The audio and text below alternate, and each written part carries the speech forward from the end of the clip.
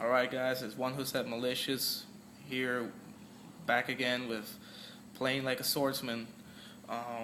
If you're in case wondering why I picked the title playing like a swordsman, just read the description, it's right there. Alright, let's start with some basic plays. X-Saber plays, X-Saber, the gameplay around X-Sabers, it can be divided in three stages. The first one is the setup. You're basically just setting up Dark Soul or setting up Ember's Blade, and you're just preparing for the push. But the setup is actually the most difficult part of the whole entire X-Saber gameplay. I would personally, in my opinion, that would be the most difficult part of playing X-Sabers, the setup, because it requires a lot of thinking, requires a lot of prediction. It requires a lot of judgment. You gotta know which card you really need, so that when you do that push, it's literally unstoppable. And trust me, a lot of cards right now are really powerful. They can make even the most unstoppable looking push you can do a mere false alarm. So yeah, you gotta be very careful with your prediction. You gotta be very careful with your judgment on the setup stage. Then the second stage is the swarm. Is the most basic part of the gameplay around like sabers. It's the easiest one. It's the one. It's also the most infamous one, because it's the one that the opponents always see and they always get mad at. It's like the double fall troll, all the shenanigans, all the synchro spam. Yeah, that's basically the swarm. Now, the swarm is not enough. Usually the swarm ends games if you do it well, but there's always that opponent that is smarter than what you think, and will always outlive the swarm. Usually through battle fader or through Swift Scarecrow, maybe an effect baiter that couldn't allow you to revive that last tuner or that last monster you needed for the last life point. Something like that. Swift Iron Scarecrow, some bull crap like that. So yeah, you gotta be very careful about the swarm. But that's when the third part of the gameplay comes in, which is control. Control is achieved through a lot of cards. For example, Yunlai basically leaves the opponent with Valspell trap cards. Gothams, X-Saber Gothams, you can leave the opponent with no cards. And basically the control part is, you basically just, X-Sabers specialize in hand destruction. So you basically just use the full power of X-Saber's hand destruction to leave the opponent with no cards in their hand and leave them top decking cards, and you with a massive field of 2,000 plus attack monsters, which will just delay the inevitable. It was just, that opponent would just top deck his card, look at it, sigh in disbelief, and just give you game.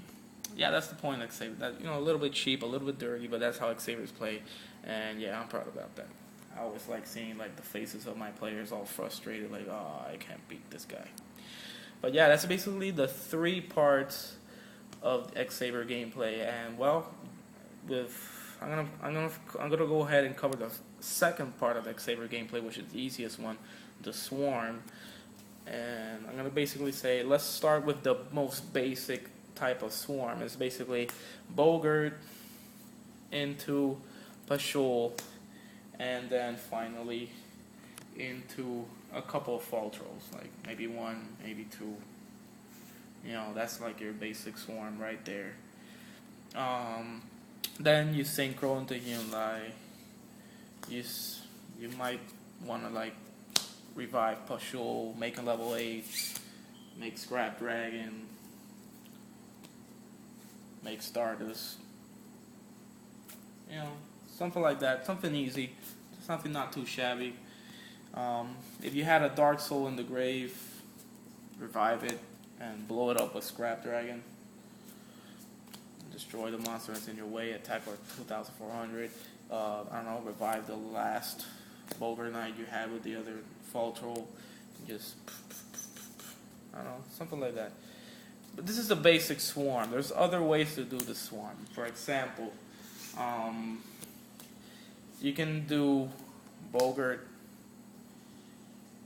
Full Knight, and then Fall Troll, right here.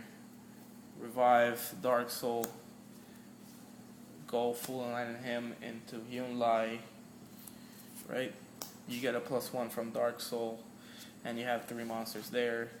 I don't know, you could go Bogart, Full Knight, double Fall Troll, and I don't know, Revive Dark Soul, go into Hewn Lie, revive Full Knight, go into Gothams, sacrifice, revive another Dark Soul with the last Fall Troll, pitch it, +1, take a card out of his hand, attack. Stuff like that. That's the basic, like, that's the swarm. Like, there's lots of ways to do the swarm. You can do it level 3, you can do it level 2. You can actually do, another one is like Bogart, Dark Soul, Fall Troll, revive a Pashul, Naturia Beast. Stuff like that, you know. The Naturia Beast will be like for a lockdown. If you know that he has a dark hole in hand and you can't like take it out of his hand, might as well just shut it down with Naturia Beast and you know, have an impressive field.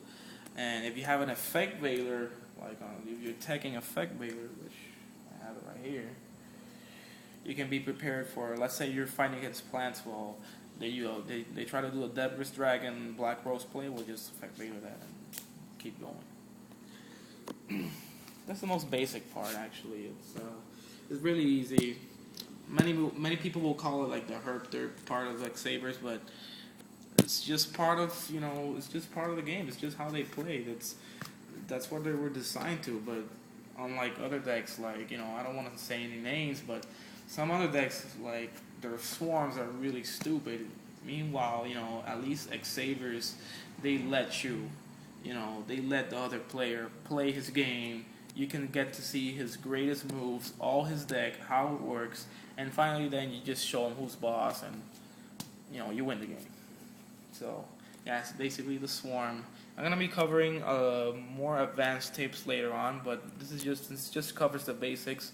Well, I'm going to go ahead and just stop the video here, and then I'm going to cover in the next video, I'm going to cover the setup. Okay, so later, guys.